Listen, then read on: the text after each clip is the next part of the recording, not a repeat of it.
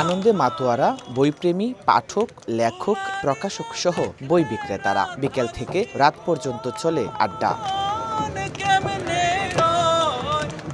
সিলেটে ১ ডিসেম্বর থেকে শুরু হয়েছে ঐতিহ্যবাহী সাহিত্য প্রতিষ্ঠান কেন্দ্রীয় মুসলিম সাহিত্য সংসদের অষ্টাদশ ক্যামুসাস বইমেলা ২০২৪। এবারের মেলায় ঢাকা সহ সিলেটের প্রায় ২৩টি প্রকাশনা সংস্থা অংশ নিয়েছে। উপন্যাস, ভ্রমণের গল্প, ধর্ম, রাজনীতি, সাক্ষাৎকার, শিশু কিশোর গল্প সহ নানা রকম বই ঠাঁই পেয়েছে স্টলগুলোয়। মেলায় প্রতিদিন ভিড় করছেন নানা শ্রেণী পেশার মানুষ। তরুণ থেকে বৃদ্ধ সবারই আগ্রহ নতুন বইয়ে। পছন্দের লেখকের নতুন নতুন বই খুঁজে নিচ্ছেন পাঠকরা। আমরা যারা তরুণ আছি, তরুণরা যদি যত বেশি বইমেলা আসবে, যত বেশি বই পড়বে, আমাদের সামনের দিনগুলো তত বেশি উজ্জ্বল হবে। বই আসলে আমার ব্যক্তিগতভাবে রাজনৈতিক টাইপের বই আমার বেশি ভালো লাগে।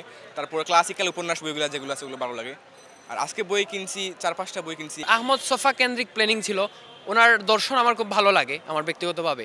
আমি ওনার অনেক বড় ভক্ত, তো ওনার বই কয়েকটি আমার টার্গেটে ছিল, ওইগুলা পেয়েছি মোটামুটি। পাঠকদের পাশাপাশি লেখক ও প্রকাশকদের উপস্থিতিও চোখে পড়ার মতো। বেচা বিক্রি মন্দ নয় বলে জানালেন বিভিন্ন স্টলের বিক্রেতারা। আমরা খুব ভালো রেসপন্স পাচ্ছি এবং সময়ের সাথে মেলাটা এই পাঠকরাও কিন্তু আস্তে আস্তে মানে ভিড় জমাচ্ছেন। যে অবস্থায় থাকুক না কেন, যারা বইকে ভালোবাসেন বা যারা বইয়ের প্রেমিক, ওরা ঠিকই শত প্রতিকূলতা ডিঙ্গিয়ে ওরা বই কিনতে আগ্রহী হন। বই আমাকে খুব বেশি টানে, বইয়ের পাশেই থাকি, বই নিয়ে আমার জীবনযাপন সব কিছুই।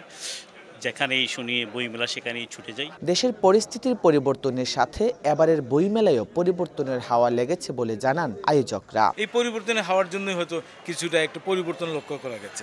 এরপর আমরা ব্যবস্থাপনা যথেষ্ট ভালো করার চেষ্টা করেছি। আমাদের প্রায় একটা অভিযোগ থাকতো যে আলোর সমস্যা, আমরা এবার আলোর বৃদ্ধি পেয়েছে এবং স্টলগুলো ওইভাবে বিন্যাস করেছি যাতে প্রতিটা স্টলে প্রচুর আলো থাকে।